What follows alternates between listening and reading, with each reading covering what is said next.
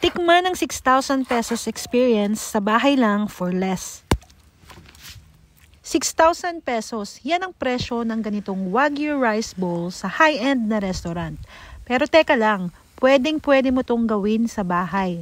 Same sarap, same experience, pero under 600 lang.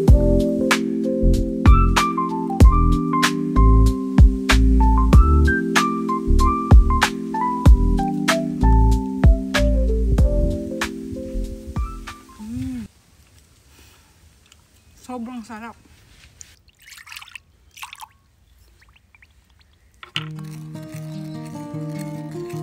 Simulan natin ang pagluluto sa cured egg yolk.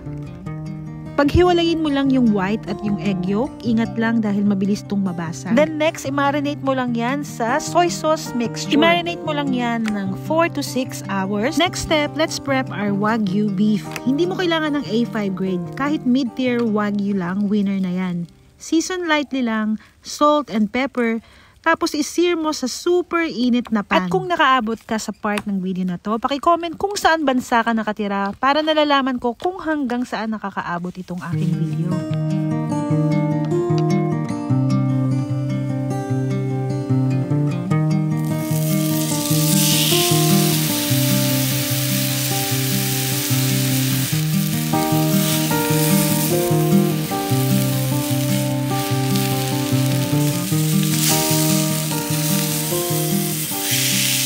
Lutuin mo lang to ng mga 1 to 2 minutes each side. Sa pinaka last 2 minutes ng cooking time, dun mo ilalagay yung butter.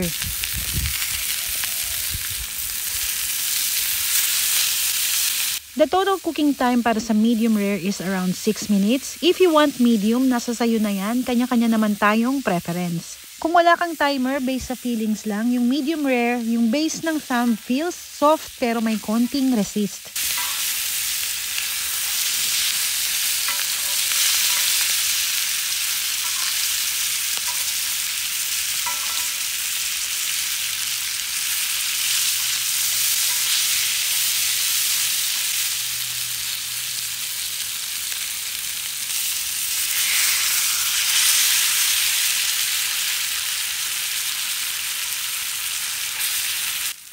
After 6 minutes ng cooking time, okay na to. Let it rest ng mga 5 minutes to 10 minutes bago mo hiwain.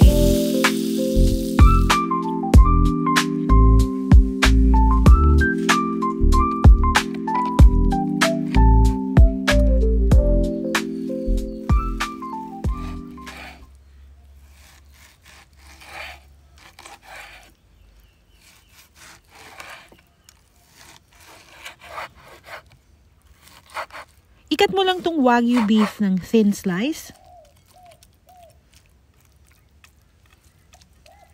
Once matapos ka ng mag-cut, now it's assemble time. Ito talaga yung pinaka-paborito kong part sa pagluluto, yung pag-assemble. I-layer mo lang yung Wagyu. Tignan mo yung fat, parang natutunaw sa init. Then, igitna mo lang yung cured egg yolk. Minarinate ko lang pala tong egg yolk ng mga 4 hours to 6 hours. Kung gusto mong medyo jammy at medyo thicker, i-marinate mo siya ng overnight. We're almost finished. Add mo pa ng green onions at nag-drizzle din pala ako dito nung pinag-marinatean ko ng cured egg. You can also add nori strips, sesame oil, or kahit wasabi for extra kick. 600 ng lahat-lahat pero feels like 6,000 pesos.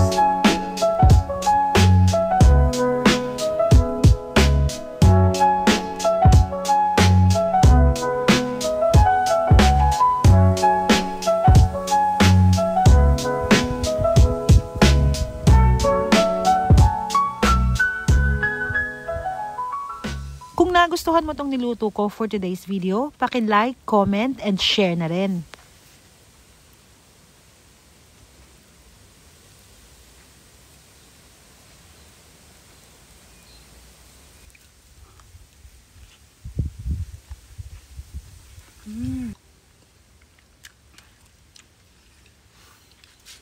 Wow.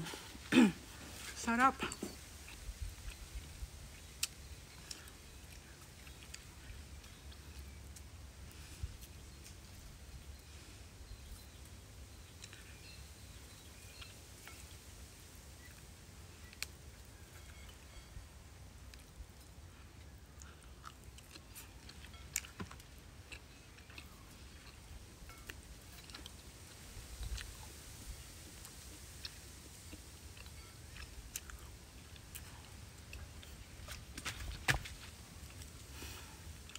Sobrang sarap. Ang hirap ang chopstick.